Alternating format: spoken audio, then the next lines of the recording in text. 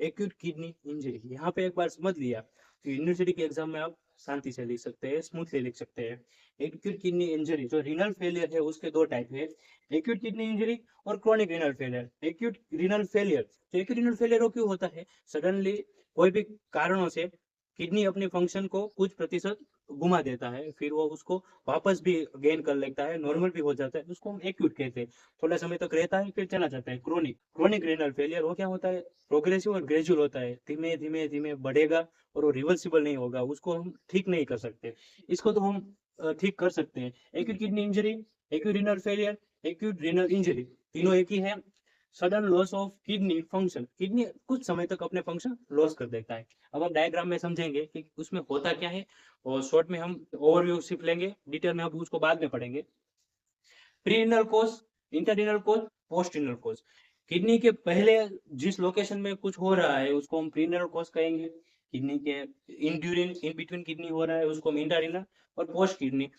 अब इंटर उसमें क्या होता है, blood vessel, heart, blood vessel सिकुड़ जाने से हार्ट को, किडनी को कम ब्लड मिलता है, फिल्टर अच्छी तरह से नहीं कर पाती है। हार्ट अपना फंक्शन लॉस करने से हमको कम आउटपुट मिलता है। या फिर हम देखें किडनी में कोई इंजुरी है, या फिर किडनी में ट्यूबुलर नेक्रोसिस है, तो उससे क्या होगा कि कम आउटपुट बाहर बाहर आएगा और कम वेस्टेज फिल्टर होगा। वर्स्ट में क्या होगा, यूरेटर, यूरेथ्रा और ब्लैडर में कुछ डिफॉर्मिटी के कारण कम आउटपुट सीक्रेट होगा। इससे क्या होगा कि बॉडी में फ्लूइड इंक्रीज होगा, और जो वेस्ट प्रोडक्ट है वो भी ब्लड में इंक्रीज हो जाएगी, उसकी सांद्रता ब्लड में इंक्रीज हो जाएगी। तो उससे हमें क्या कॉज देखने को मिलेंगे? फर्स्ट ऑल फ्लूइड ओवरलोड देखने को मिलेगा। फ्लूइड ओवरलोड होगा तो हाइपरटेंशन देखने को मिलेगा, टैकीकार्डिया देखने को मिलेगा, हार्ट को ज्यादा काम करना पड़ेगा, उससे उसकी वजह से हार्ट के लेयर है वो डैमेज हो गए। किडनी में क्या हो सकता है, तो किडनी कम आउटपुट सिक्रेट करेगी, ओलिगो यूरिया, पोली यूरिया, हिमेचूरिया वो देखने को मिलेगा। जीआई ट्रैक्ट में क्या फंक्शन डिफॉर्मिटी होगी, वोमिटिंग होगी, भूख नहीं लगेगी, या फिर उसको जीआई ब्लीडिंग होगी। और फ्लूइड ओवरलोड होने की वजह से, कम फिल्टर होने की वजह से इलेक्ट्रोलाइट इम्बैलेंस हो गए। सभी इलेक्ट्रोलाइट का जो वेस्ट प्रोडक्ट है उसका उसकी जो सांद्रता है, वो उसका लेवल है वो ब्लड में बढ़ जाएगा। और यूरिया और क्रिएटिन बढ़ने की वजह से हमारा नर्वस सिस्टम है वो कम काम करने लगेगा, हमको डिजीनेस फील होगी, वीकनेस फील होगी, हमको कंफ्यूजन फील होगा, कोमा में भी जा सकते हैं। स्किन में क्या होगा, यहाँ पे यूरिया डिपॉजिट जहाँ ज्यादा होगा ब्लड में से तो हमको इची स्किन देखने को मिलेगी, क्रिस्टल स्किन के नीचे देखने को मिलेगी। एक ही कोशिश देखेंगे, मैंने यहाँ पे बताया उसकी तरह। प्री रिनल कोज, जिसमें ब्लड वेसल कम ब्लड लेके किडनी तक आती है, उसमें क्या होगा कि ब्लड वेसल डायलेट हो जाएगी, बहुत ज़्यादा डायलेट हो जाएगी, उससे कम प्रेशर मिलेगा किडनी को। या फिर ब्लड वेसल में कोई डैमेज आ जाएगा, हार्ट अपना काम ठीक से नहीं करेगा, या फिर ब्लड में हाइपोवेलेमिया हो गया। ऐसे कोज के कारण किडनी को कम ब्लड मिल रहा है, इसकी वजह से जो ब्लड के जो वेस्टेज है वो पूरे से नहीं निकल रहे हैं। इंट्रारेनल कोज में क्या होता है, ट्यूबुलर नेक्रोसिस, यहाँ पे जो ये जो ट्यूब है वो कहाँ से सिकुड़ जाती है। उसके बाद ग्लोमेरुलोनेफ्राइटिस, ये जो ग्लोमेरुलस है उसमें इन्फेक्शन हो जाता है। कोई ड्रग है, एनएसआईडी है, उसकी वजह से नेफ्रॉन को डैमेज होता है। मेटल्स है, डाइस है, आर्सेनिक है, गोल्ड है, ऐसे मेटल से हमको किडनी को डैमेज होता है। उसके बाद है पोस्ट रिनल कोज, जिसमें पोस्ट रिनल कोई भी जगह पे स्टोन होना, ट्यूमर होना, या फिर कैंसर होना, बीपीएच होना, नैरो हो जाना कोई पार्ट का। इस सब से क्या होता है कि जो किडनी जो वेस्टेज निकाल रही है वो प्रॉपर यूरिन आउटपुट से नहीं निकल रहा है। इससे क्या होगा, ब्लड में वेस्टेज का प्रमाण बढ़ जाएगा। एक क्या है कि फिजिक्स क्या हो सकते हैं, ये हमारी किडनी है, ये नॉर्मल काम कर रही है, अभी ये नॉर्मल काम कर रही है। कुछ कोज के कारण ये किडनी अपना फंक्शन घुमाती है, वो थोड़े टाइम धीमे धीमे करके वो अपना फंक्शन लॉस करेगी, फिर एक समय आएगा जब वो अपने प्रॉपर फंक्शन लॉस कर चुकी होगी, अमुक परसेंट ही काम कर रही होगी, उसके बाद हम उसकी ट्रीटमेंट लेंगे तो फिर किडनी के फंक्शन धीरे धीरे रिकवरी होने लगेंगे। और उसके बाद एक समय आएगा जो किडनी है जो फुल्ली फंक्शन होने लगेगी। यही लगा है इनिशिएशन पे, जिसमें धीमे धीमे करके किडनी अपने फंक्शन लॉस करती है। वो कितने टाइम तक रहता है, 1 to 2 वीक्स के लिए किडनी अपने फंक्शन धीरे धीरे लॉस करती है, जिसमें हमको बॉडी में साइन एंड सिम्टम देखने को मिलते हैं। ओलिगोयूरिया फेज, जिसमें यूरिन आउटपुट डिक्रीज होने लगता है और वो 1 से 2 वीक तक डिक्रीज ही आता है।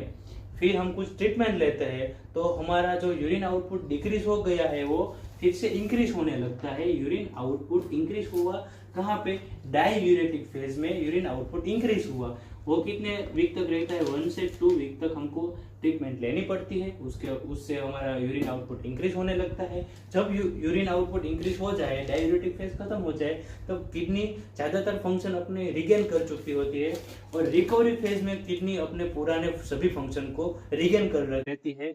वो हमको कुछ कुछ वीक्स तक हमको देखने को मिलता है, जिसमें हमारा जीएफआर भी ठीक हो जाता है। जीएफआर क्या आता है, जीएफआर आता है 3 से 4 के बीच में। साइन एंड सिम्टम, हम यहाँ पे 8 सिस्टम के साइन एंड सिम्टम देखेंगे। सभी साइन एंड सिम्टम आपने सीख लिए यहाँ पे।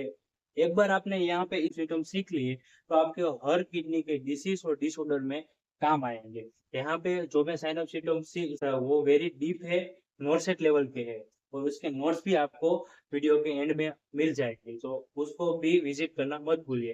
वीडियो के एंड में ही है नोट्स।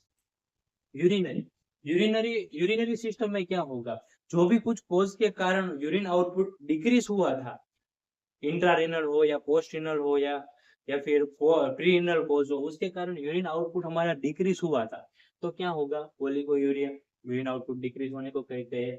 एनयूरिया, जिसमें यूरिन आउटपुट पूरा है आता ही नहीं है। हिमेचुरिया, यहाँ पे कोई किसी इंजरी होगी पोस्ट इंडल पार्ट में तो उसके वजह से हिमेचुरिया दिखेगा, यूरिन में ब्लड देखने को मिलेगा। प्रोटीन यूरिया, कोई इंजरी या फिर कोई कोज के कारण प्रोटीन यूरिया भी देखने को मिलता है।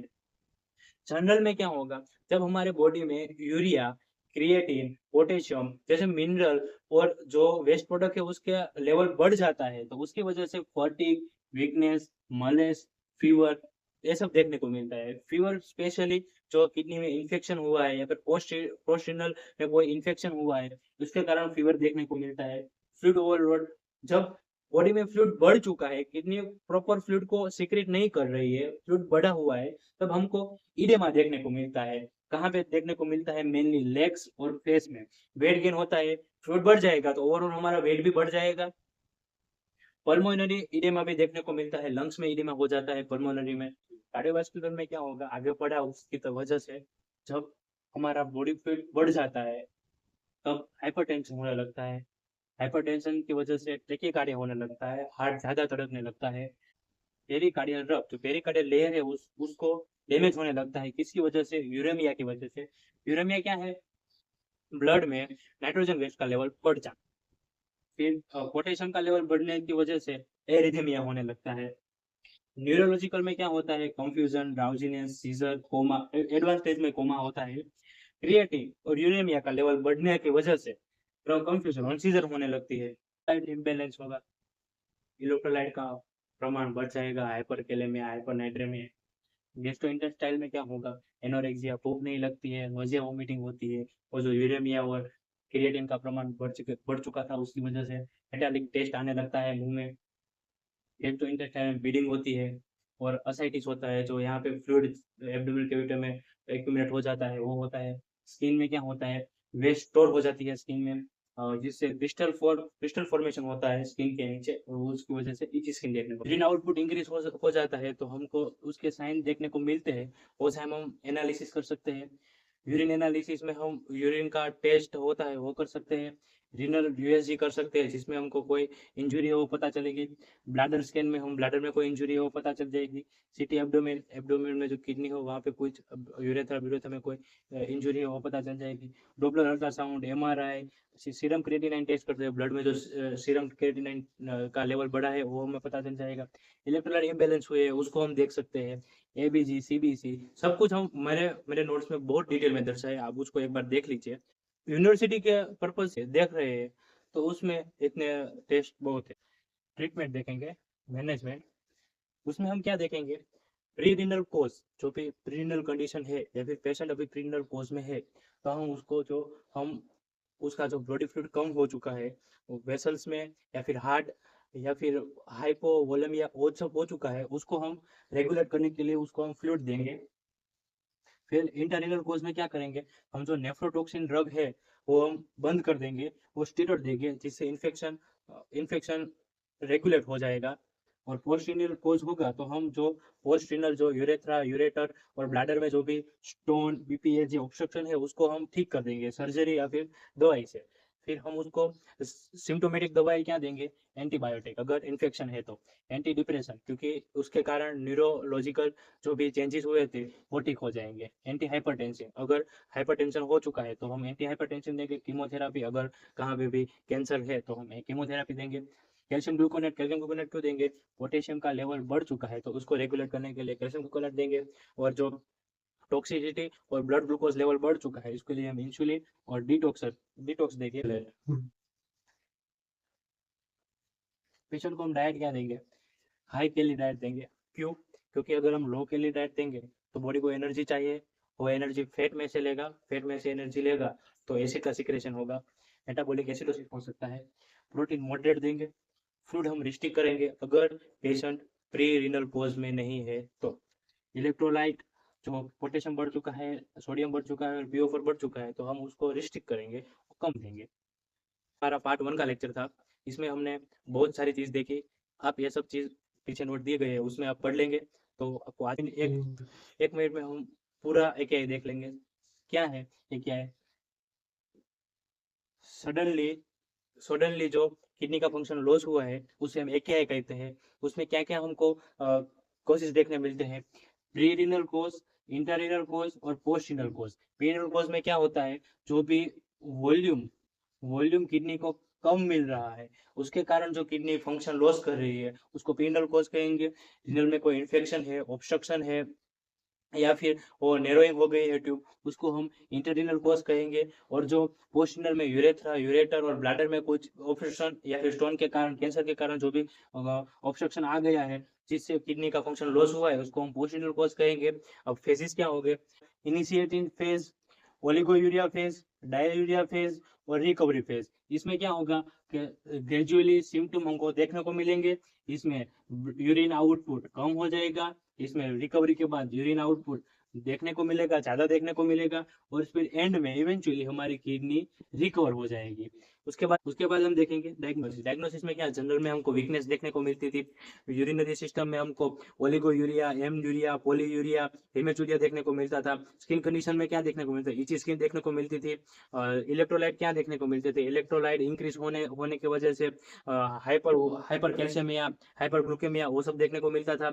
न्यूरोलॉजिकल में हमें क्या देखने को मिलता था, कंफ्यूजन, कोमा।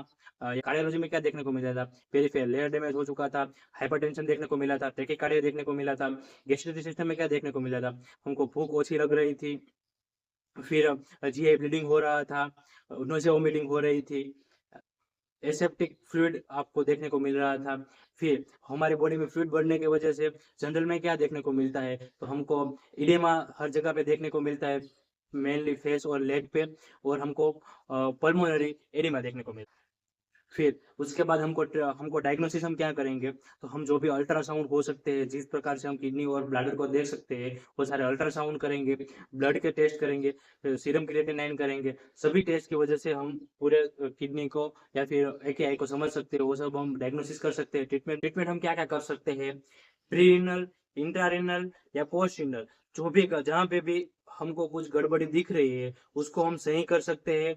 उसके बाद हम एंटीबायोटिक दे सकते हैं, एसिम्प्टोमिक ट्रीटमेंट कर सकते हैं।